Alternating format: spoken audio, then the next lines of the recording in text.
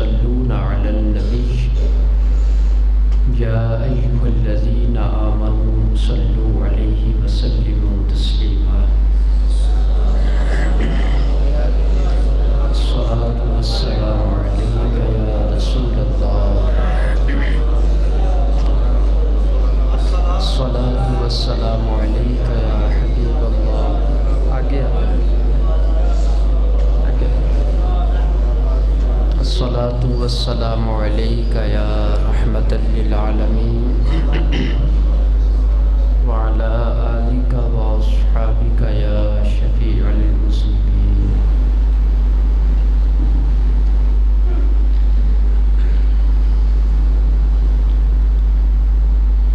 قرآن پاک کی آیت کا اقتباسی مبارک آپ کے سامنے تلاوت کیا ہے.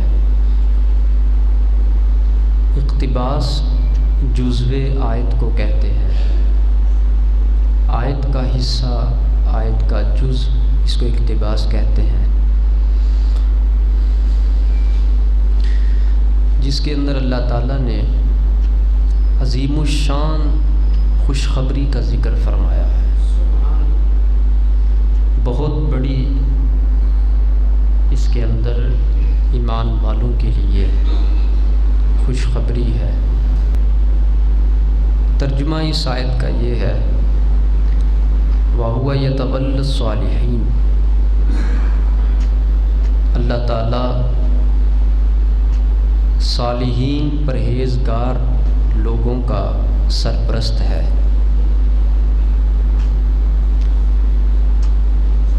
یتولا کا معنی والی ہونا ہوتا ہے، سرپرستی کرنا بھی ہے، مددگار ہونا بھی اس کو کہتے ہیں. کتنی خوبصورت اس میں بشارت ہے. اللہ تعالیٰ صالحین کا سرپرست ہے، نیک لوگوں کا اللہ سرپرست ہے.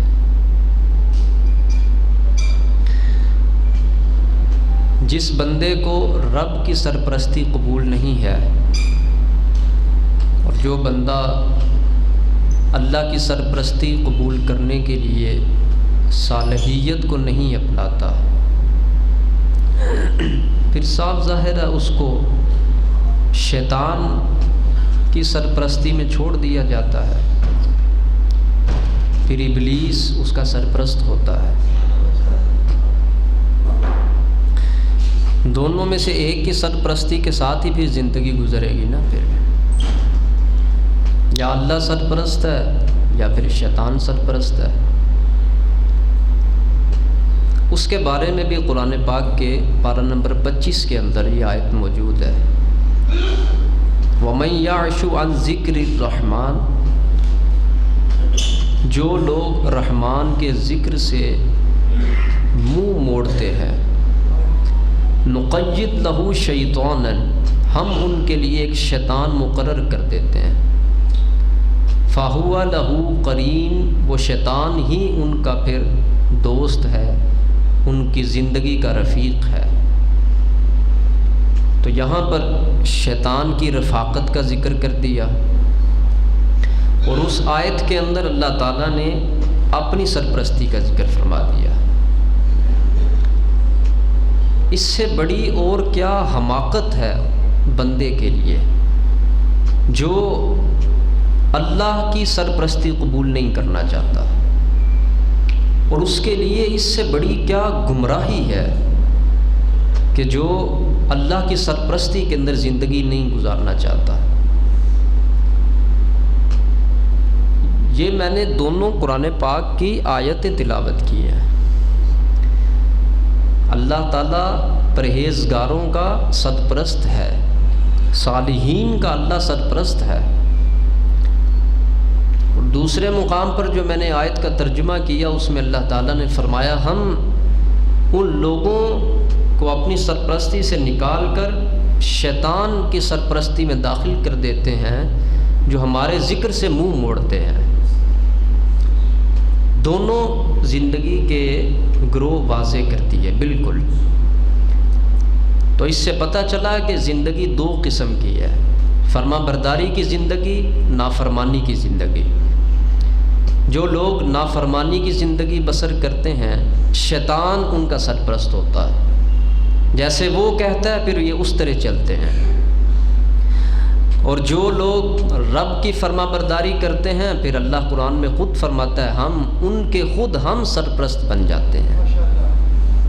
آپ نے لوگوں سے سنا ہوگا، ایسے لوگ بھی دنیا کے اندر بالیقین ہمارے اندر موجود ہیں، ان کے بڑے بڑے مشکل کام جس وقت سامنے آتے ہیں ان کو پتہ بھی نہیں چلتا، اللہ تعالیٰ ان مشکل کاموں کو بہت آسانی کے ساتھ حل فرما دیتے ہیں، بہت آسانی کے ساتھ۔ یہ کون لوگ ہیں؟ یہ وہ لوگ ہیں جو اللہ کی سرپرستی کے اندر ہیں۔ اور اللہ کی سرپرستی میں کون آتا ہے؟ ایک لفظ میں واضح فرما دیں، وَهُوَ يَتَوَلَّى الصَّالِحِينَ۔ جتنے نیک لوگ ہیں اللہ فرماتا ہے میں خود ان کی کفالت بھی کرتا ہوں، میں خود ان کی سرپرستی بھی کرتا ہوں۔ اس 3 لفظوں کے اندر، یہ جو 3 میں نے لفظ پڑھے ہیں نا، ان کے اندر پوری زندگی کا حل موجود ہے، پوری زندگی کا۔ ابھی جمعۃ المبارک کا خطاب ختم و نماز ختم ہونے کے بعد جو لوگ اپنے مسائل بیان کرتے ہیں یہاں پر یا وہاں پر آتے ہیں، ان میں سے 90 سے 95% لوگ وہ ہیں جو کہتے ہیں رکاوٹیں بڑی ہیں کاموں کے اندر، پریشانیاں بہت ہیں۔ اچھا کہہ تو دیتے ہیں مگر جو ان کو علاج بتایا جائے وہ مانتے نہیں ہیں، قبول نہیں کرتے، مرضی پھر اپنی کرتے ہیں۔ مجھے یہ نہیں سمجھ آتی کہ جب مرضی اپنی کرنی ہے تو پوچھنے کا مقصد کیا ہے؟ پھر جب اپنی من مانی کو چھوڑنا نہیں ہم نے تو پھر اگلے کا ٹائم ضائع کرنے کا کوئی مقصد نہیں ہے۔ پھر اگر تو انسان اپنی زندگی کو واقعتاً بدلنا چاہتا ہے تو پھر جو حکیم، ڈاکٹر، معالج بتائے اس کے مطابق پھر انسان کو چاہیے کہ وہ زندگی بھی بسر کرے۔ پھر رکاوٹیں بہت ہیں، پریشانیاں بہت ہیں، دور نہیں ہوتی، کیا کرے؟ تو جب وہ کیا کرنا ہے جب بتایا جاتا ہے تو وہ کرتے بھی نہیں ہیں۔ پھر تو الٹا پھر یہ بات ہمارے قریب ہوتی ہے کہ ہم لوگ دعائیں اتنی مانگتے ہیں تو دعائیں کروائی بھی بڑی ہیں، آیت کریمہ بھی بڑی پڑھائی ہے، درود پاک بھی بڑا پڑھتا ہوں۔ آیت کریمہ اس میں کوئی شک نہیں ہے کہ اللہ کا کلام ہے، رب کے کلام سے سختیاں دور ہوتی ہیں، اس میں کوئی شک نہیں ہے، مگر انسان خود اس دنیا کے اندر ایک بہت بڑی آیت خود بھی ہے، آیت نشانی کو کہتے ہیں، وہ خود بھی ایک بہت بڑی نشانی ہے۔ اگر وہ خود اپنا باطن جب تک نہیں سنوارتا، اتنے لاکھ مرتبہ کلمہ شریف پڑھایا ہے، یہ کیا ہے، سورہ بقرہ پڑھائی ہے، سب کچھ ٹھیک ہے، کوئی مخالفت نہیں اس کی جا سکتی، نہ کوئی کرتا ہے، جتنے اہل شعور حضرات ہیں کوئی مخالفت نہیں کرتے، مگر یہ بات یاد رکھیے گا، وظائف دوسروں سے کروانے کے ساتھ رب آپ کا سرپرست نہیں بنے گا، اللہ تعالیٰ آپ کا سرپرست نہیں بنے گا۔ آپ نے قرآن پاک پڑھانے کے لیے حافظ بلا لیے، گھر کے اندر بڑی تنگی ہے، تلاوت سنا دی، دعا کر دی، مگر اپنے آپ کو پھر نہیں بدلا، اللہ کی سرپرستی میں نہیں آئے آپ نے جا کر فلاں جگہ پر منت مانی اور دیگیں چڑھائی، آپ اللہ کی سرپرستی میں نہیں آئے ابھی، آپ نے فلاں کام دعائیں کروائی اور اپنے آپ کو ابھی بھی نہیں بدلا، اب رب کی سرپرستی میں نہیں آئے۔ جب تک رب ہمارا سرپرست نہیں نہ بنے گا تب تک دنیا کی الجھنیں ہمیں الجھا کے رکھیں گی، تب تک دنیا کی پریشانیاں ہمیں پریشان کر کے رکھیں گی۔ انسان خود جتنے گناہ کرتا ہے نا اتنی پریشانیاں خود پیدا کرتا ہے۔ یہ کیسی عقل مندی سے کام لیتا ہے، دیکھو رکاوٹیں بھی خود پیدا کرتا ہے اپنے اعمال کے ساتھ اور پریشانی بھی پھر خود ظاہر کرتا ہے، اور رکاوٹیں بھی دن بہ دن ہر روز نئی رکاوٹ پیدا کرتا ہے، ہر روز نئی رکاوٹ پیدا کرتا ہے۔ جتنی نافرمانیاں ہیں یہ اتنے ہی سنگل ہیں جو ہمارے وجود کو لگا دیے جاتے ہیں، جتنے گناہ ہیں یہ اتنی رکاوٹیں ہیں ہماری زندگی کے اندر. تو یہ بات یاد رکھیے گا، یہ تب رکاوٹیں دور ہوں گی جب رب سرپرستی قبول فرمائے گا. اور اللہ تعالیٰ نے قرآن پاک میں واضح کر دیا وَهُوَ يَتَوَلَّى الصَّالِحِينَ، اور میرے اللہ کا ایک ایک کلمہ سچا ہے. لا تبدیل لکلمات اللہ، اللہ کی شان یہ ہے کہ اس کا ایک کلمہ بدلتا نہیں ہے. جو اس نے فرما دیا ویسا ہوگا، جو اس نے کہہ دیا وہ کہا ہی اس وجہ سے ہے کہ وہ کرنا ہے. اور اللہ کی شان یہ ہے کہ وہ جو کہتا ہے وہ کرتا بھی ہے. یہ پروردگار کا مقام ہے اس کا. اور ارشاد فرمایا جب ہم نیکوں کے سرپرست ہیں تو اب آپ خود دیکھ لیں، وہ لوگ جو نیک لوگ ہوتے ہیں نا، جب وہ کام کرتے ہیں نا اس دنیا کے اندر، کوئی بھی بڑا مشکل بھی کام ہو، لیکن اللہ تعالیٰ چونکہ سرپرست ہے، اللہ ایسے راستے سے ان کے کاموں کو آسان فرما دیتا ہے جہاں سے ان کو خود پتہ نہیں ہوتا کہ مدد کہاں سے آ گئی ہے. در حقیقت یہ اللہ کی سرپرستی ہوتی ہے. تو جب رب کی سرپرستی ہوگی تو پھر رکاوٹیں نہیں رہتی.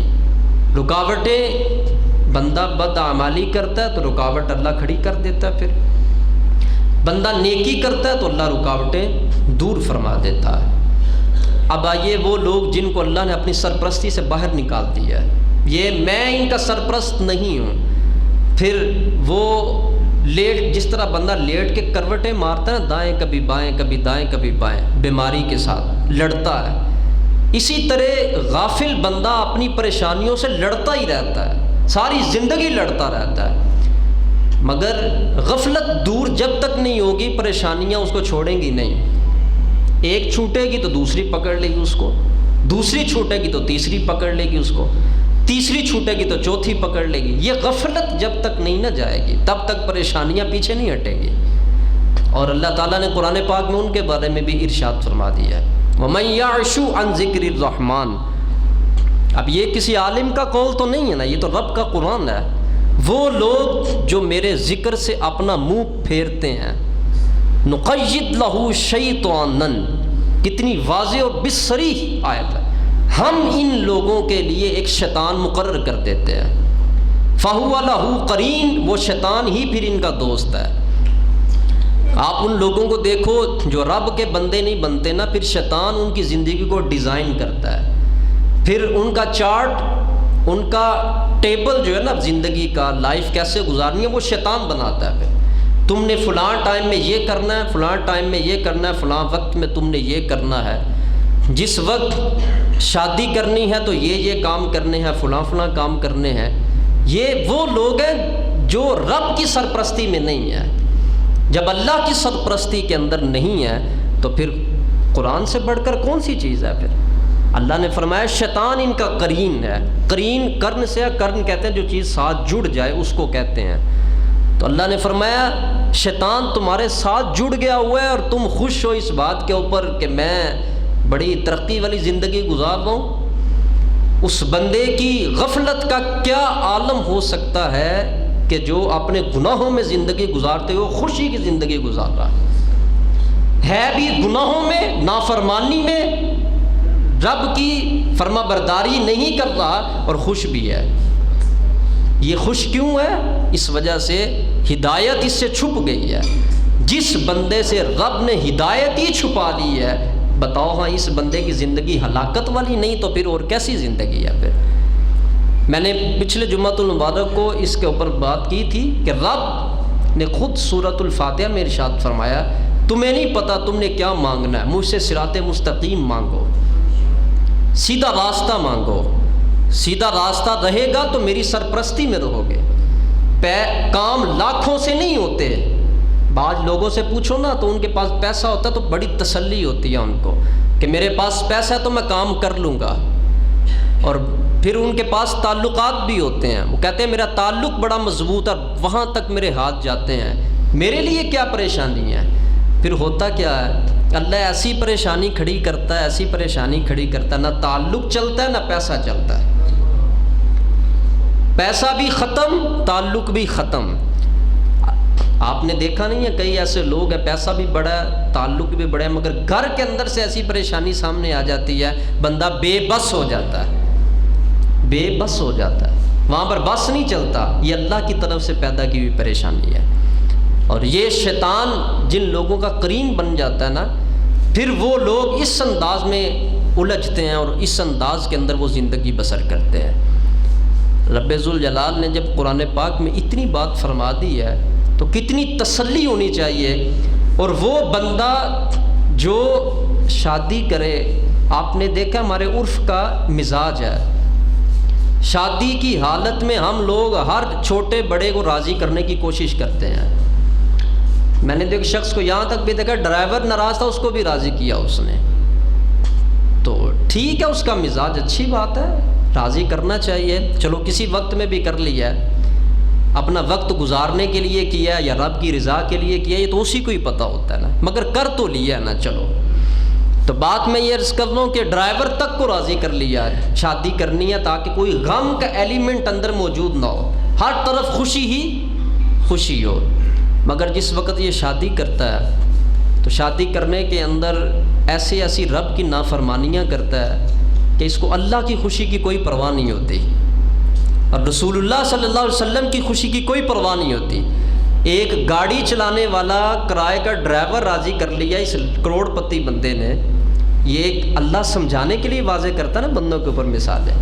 جس بندے کے ہاں ایک ڈرائیور کی اتنی قدر ہے کہ وہ اپنی شادی میں اس کی بھی ناراضگی برداشت نہیں کر رہا، اس بندے نے اپنے رب کو دیکھو، نہ رب کی رضا کو دیکھا نہ رسول اللہ کی رضا کو دیکھا.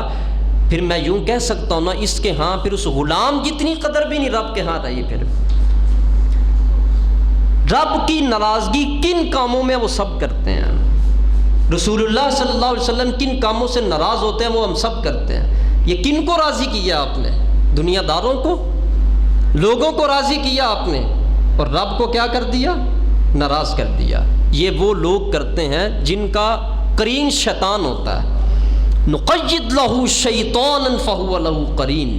یہ وہ لوگ ہیں جن کے ہم قریب شیطان کو کر دیتے ہیں، پھر شیطان ان کی سمجھ کو پلٹ دیتا ہے، پھر ان کو سمجھ نہیں آتی فائدہ کیا ہے، فائدہ مند چیز کیا ہے، برکت کس میں ہے، خیر کس میں ہے، بھلائی کس میں ہے، کچھ پتہ نہیں چلتا. اپنی طرف سے تو بہت سمجھدار بنتے ہیں، مگر ایک چھوٹے چھوٹے بندے کو راضی کر کے اور جس پروردگار نے یہ خوشی دکھائی ہے اس کو ناراض کر دیتے ہیں.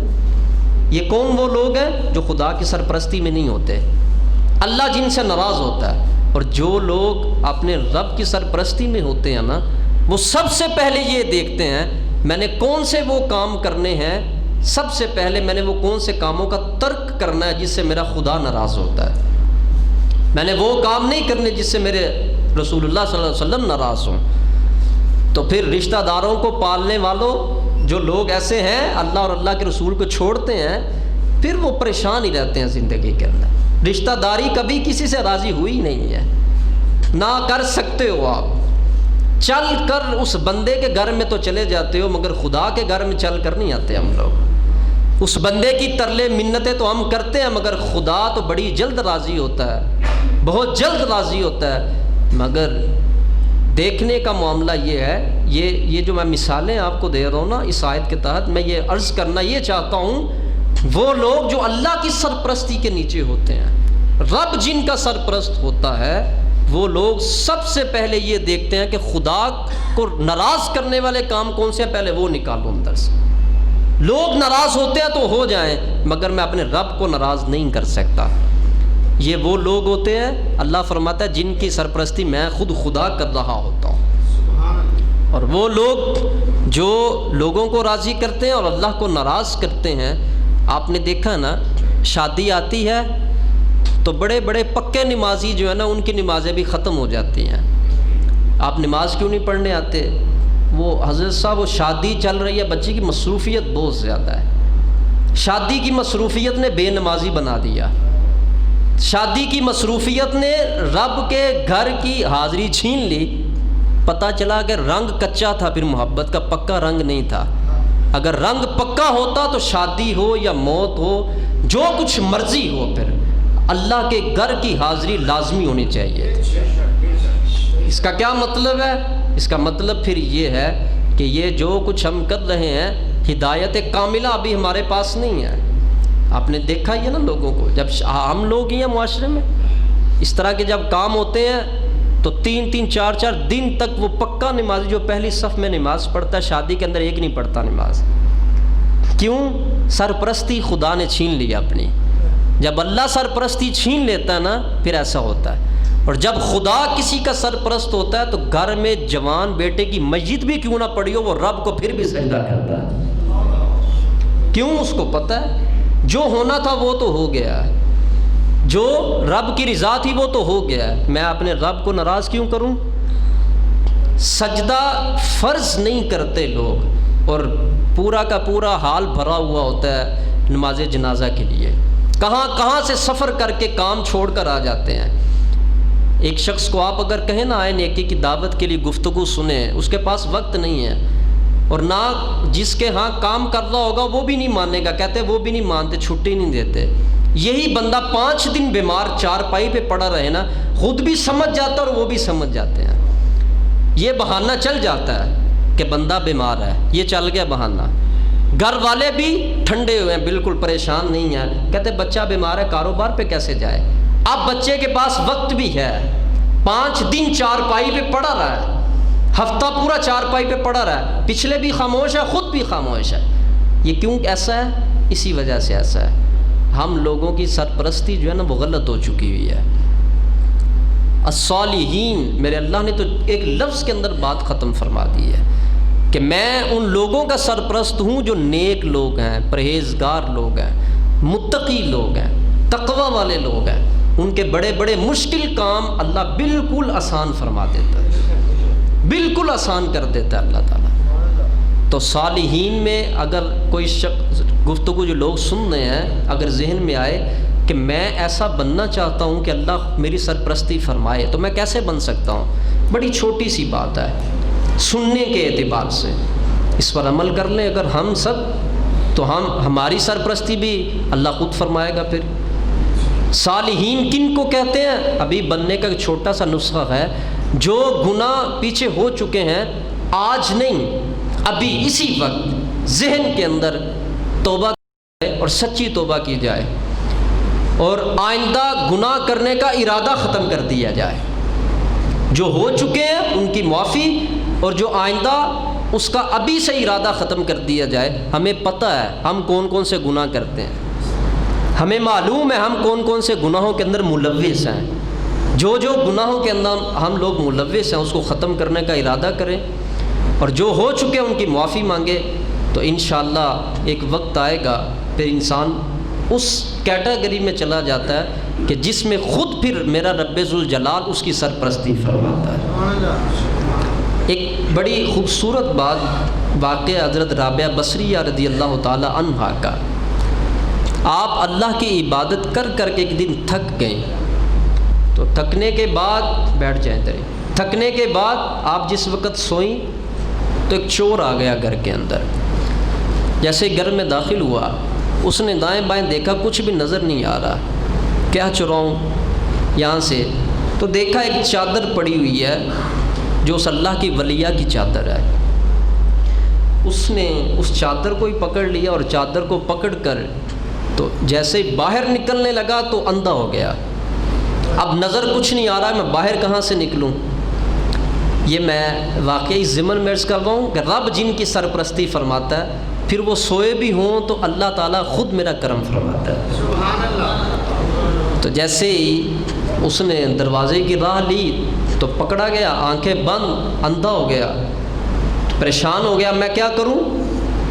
عقل سے تھوڑا سا کام لیا، اللہ کی محبوبہ ہیں، اللہ کا دوست ہے یہ، اور اللہ کی ولی ہے یہ، تو میں یہ جو گناہ کرنے کے ارادے سے آیا تھا نا، چوری کرنے کے، اور میں نے اس چادر کو اٹھایا، اس کا وزن بہت ہے اللہ کے ہاں، اور رب کو گوارا نہیں ہے اس بات پر کہ یہ میری ولیہ کے گھر سے چرا کر لے جائے۔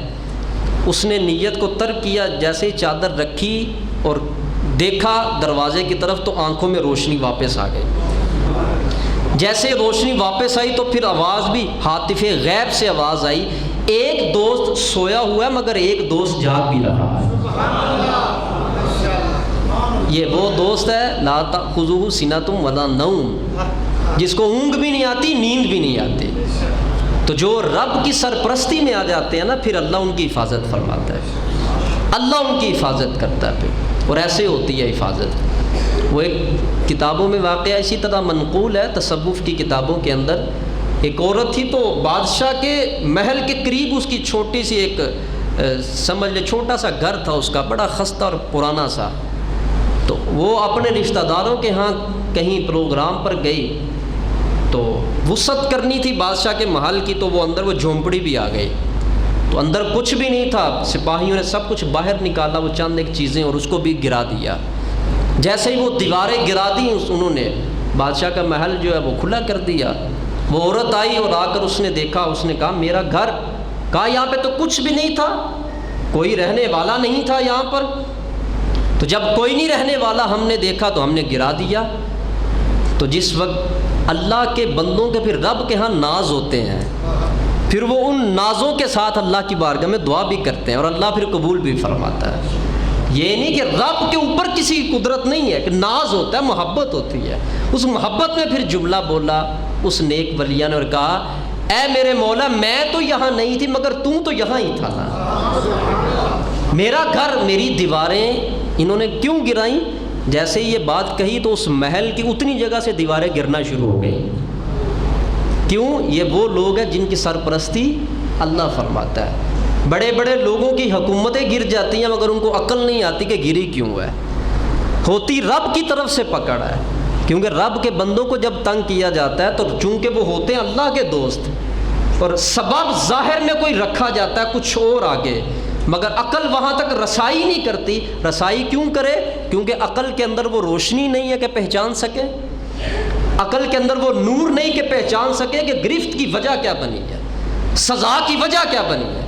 ایسے بڑے لوگ ہیں دنیا کے اندر ہم نے دیکھے ہیں، جب اللہ کے بندوں کو ناراض کرتے ہیں اور رب کے بندوں پر ظلم کرتے ہیں، ان پر ایسے ایسے ظلم گرتے ہیں ان کو سمجھ نہیں لگتی کہ ہوا کیا ہے، اور وہ کہتے یہ ہیں پھر کہ یہ بیٹے کی وجہ سے ہو گیا، یہ فلاں ہو گیا، یہ ایسا ہو گیا، مگر جو اصلی سبب ہوتا ہے اللہ اس کو چھپا دیتا ہے۔ تو اس وجہ سے رب کے بندوں کو تنگ کرنے کا جو معاملہ ہے نا، یہ اللہ کو کبھی برداشت نہیں ہے۔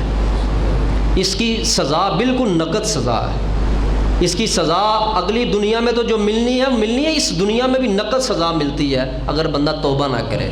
یہ میں نہیں کہہ رہا ہوں، قرآن پڑھ لیں آپ اپنا، قرآن پاک میں بیشتر واقعات ہیں، احادیث میں بیشتر واقعات، جنہوں نے بھی اللہ کے بندوں کو ستایا اور تنگ کیا نا، اللہ نے ان کو اگر انہوں نے معافی نہیں مانگی تو نقد سزا ملی ہے ان کو اس دنیا کے اندر، اجڑ گئے، برباد ہو گئے ہیں وہ لوگ، ان کا نام و نشان تک نہیں رہا۔ ایسے ایسے بادشاہ جو بڑے بڑے قد آور بادشاہ تھے تاریخ کے اندر، جس وقت انہوں نے اللہ کے ولیوں کو ستایا اور تنگ کیا، تو پھر ولی جو ہوتا ہے وہ اس کو حاجت رہتی نہیں ہے شکایت کرنے کی، شکایت کرنے کی اس کو حاجت نہیں رہتی کہ وہ شکایت کرے اور کہے یا اللہ تو دیکھ میرے ساتھ کیا ہو رہا ہے۔ اللہ اس وقت کے اندر اپنے ولی کو بھی دیکھ رہا ہوتا ہے صابر کتنا ہوا ہے، اور جب تک اس بندے کو بھی دیکھ رہا ہوتا ہے کہ یہ موقع تلاش کر کے معافی مانگتا ہے کہ نہیں مانگتا۔ تو ایسے بڑے واقعات ہیں، برباد ہو گئے ہیں وہ لوگ جنہوں نے اللہ تعالیٰ کے بندوں کو ستایا ہے۔ کیوں؟ کیونکہ قرآن پاک کا فیصلہ بڑا سچ اور حق فیصلہ ہے، وَهُوَ يَتَوَلَّى الصَّالِحِينَ، فرمایا میں جتنے نیک لوگ ہیں میں ان کا سرپرست ہوں، ان کا کفیل میں ہوں۔ اب ان کو جو دکھ پہنچے گا، جو تکلیف پہنچے گی، تو پھر گویا کہ انہوں نے رب کے ساتھ ٹکر لی ہے۔ اگر کسی بندے کو یہ مفہوم آسانی سے سمجھ میں نہیں آ رہا، میں حدیث پڑھ دیتا ہوں، من عادی لی ولیًا فقد آذنتہ بالحرب، فرمایا جس نے میرے کسی دوست کے ساتھ دشمنی رکھی، عداوت رکھی، میں خود خدا اس کے ساتھ جنگ کا اعلان کرتا ہوں۔ یہ حدیث پڑھ رہا ہوں میں، جس نے میرے دوست کے ساتھ عداوت رکھی، دشمنی رکھی، تنگ کیا، پریشان کیا، میں خود خدا اس کے ساتھ جنگ کا اعلان کرتا ہوں۔ اللہ کی جنگ یہ نہیں کہ رب تلوار لے کر سامنے آ جاتا ہے، حضور داتا صاحب فرماتے ہیں اللہ اس بندے کا دل ہدایت سے پھیر دیتا ہے، پھر غافل ہو جاتا ہے وہ بندہ، رب سے دور ہو جاتا ہے، گناہوں کی زندگی میں پھنس جاتا ہے، اور اللہ تعالیٰ اس کو اس کی دولت کے ساتھ یوں باندھ دیتا ہے جس طرح چوہا پکڑنا ہو نا تو ٹکی کے اندر جو ہوتی ہے وہ مطلب روٹی لٹکائی جاتی ہے، تو لٹکائی کیوں جاتی ہے کہ آ قریب پھر میں تجھے پکڑ لوں گا اور تیرا ستیہ ناش کروں گا بعد میں۔ تو ظاہر میں وہ دیکھ رہا ہے میرے ساتھ ہمدردی کر رہا ہے، مجھے روٹی کھلا رہا ہے، مگر نتیجہ میں کیا ہوتا ہے؟ برا معاملہ ہوتا ہے۔ ان لوگوں کا بھی یہی حال ہوتا ہے جو اللہ تعالیٰ کی نافرمانی میں دن رات گزارتے ہیں نا، یہ کہتے ہیں کاروبار بہت چل گیا ہے، خدا کا فضل ہے، نماز ایک نہیں پڑھتے، فضل کاروبار کو کہہ رہے ہیں۔ تو پھر آپ سے زیادہ تو کافروں کے اوپر ہوا، پھر جو کلمہ بھی نہیں پڑھتے اور اتنا کچھ لے کے بیٹھے ہوئے ہیں، پھر اس کو بھی فضل کہیں گے؟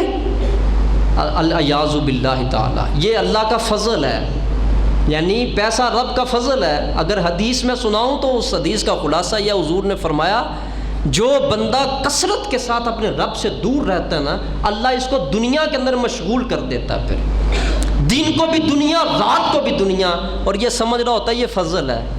یہ فضل نہیں ہے، یہ ناراضگی ہے۔ اس ناراضگی کی وجہ سے تیرے ہاتھ، تیرے پاؤں، تیری آنکھیں، تیری فکر، تیرا شعور، سب کچھ باندھ کے اللہ نے دنیا میں پھینک دی ہے، اور تم فضل سمجھ رہے ہو۔ آخری بات، جب رب دے تو تکبر نہیں ہونا چاہیے بندے کے اندر۔ بڑے بڑے ایسے لوگ پوچھتے ہیں، آتے بھی کہتے کاروبار پہلے بہت زیادہ تھا، اب نہیں ویسا ہے، اب ویسا کاروبار نہیں ہے۔ بندے کی خود غلطی انسان کو آگ لگاتی ہے، مگر اس کو پتہ نہیں ہوتا، اور اگر اس کو پتہ کہیں سے چل جائے، یعنی اللہ جب کرم فرماتا ہے نا تو اللہ اپنے بندوں کے پاس بھیجتا ہے، کیونکہ رب کے بندوں کے پاس رب کے راز ہوتے ہیں، اور بندے رب کے جو ہوتے ہیں وہ ایسی نگاہ رکھتے ہیں کہ وہ راز تک پہنچ کے اشارہ کر دیتے ہیں۔ پہلی تو بات یہ بھٹکتا رہا ساری زندگی، پتہ نہیں چلا کہ تباہی ہوئی کس وجہ سے، اور اگر کوئی تباہی بتانے والا آ ہی گیا سامنے، اس نے بتا دیا کہ اس وجہ سے تباہی ہوئی ہے، تو چونکہ دل اتنا کالا سیاہ ہو چکا ہوتا ہے کہ ہم ماننے کو تیار نہیں ہوتے۔ ہم کہتے ہیں یہ کیسے ہو سکتا ہے، یہ تو ہو ہی نہیں سکتا۔ یہ بات ذہن میں رکھیے گا، اللہ کے نیک بندہ ہو، صحیح ہو نیک بندہ، وہ جو بولتا ہوتا ہے نا وہ اللہ کا راز بتا رہا ہوتا ہے۔ جو بیمار ہوتا ہے، بیماری میں رب کا راز کیا ہے، تباہی میں تیری تباہی ہوئی ہے، تیری تباہی میں پیچھے راز کیا ہے، تیری بربادی ہوئی ہے، تیری بربادی میں پیچھے راز کیا ہے۔ ہو نیک بندہ وہ بتا رہا ہوتا ہے، اور اللہ کی طرف سے بتا رہا ہوتا ہے۔ وہ بتانے کے بڑے طریقے ہوتے ہیں، آپ سمجھتے ہوں گے کیسے، تو یہ کیسے سمجھنا تو آ کے دیکھ لو، پھر اللہ جب راضی ہوتا ہے تو اللہ کیسے پھر بندوں کے اوپر اپنے انوار کھول دیتا ہے۔ پھر بنی اسرائیل کے 3 بندے تھے نا، چھوٹا سا واقعہ عرض کرتا ہوں، حضور علیہ السلام نے بیان کیا، ایک برس کا مریض تھا، کوڑ پورے جسم کے اوپر کوڑ تھا۔ ایک بندہ آیا، اس نے کہا جسم سارا کوڑ کے ساتھ بھرا ہوا ہے، تو تیری کیا اپنے رب کی بارگاہ کے اندر خواہش ہے، کوئی ہے؟ تو اس نے کہا یہ مرض میرا ٹھیک ہو جائے، لوگ بڑی نفرت کرتے ہیں، کاروبار بھی نہیں ہے، کھانے کے لیے کچھ نہیں۔ دعا کی، اے اللہ اس بندے کا کوڑ کا مرض دور فرما، اور اس کے لیے کاروبار میں وسعت بھی عطا فرما۔ اللہ تعالیٰ نے وسیلہ کے ساتھ ایک اونٹنی عطا فرمائی، اس اونٹنی نے بچے دیے، تو کاروبار کروڑوں اربوں میں چلا گیا، برس کا مرض بھی دور ہو گیا۔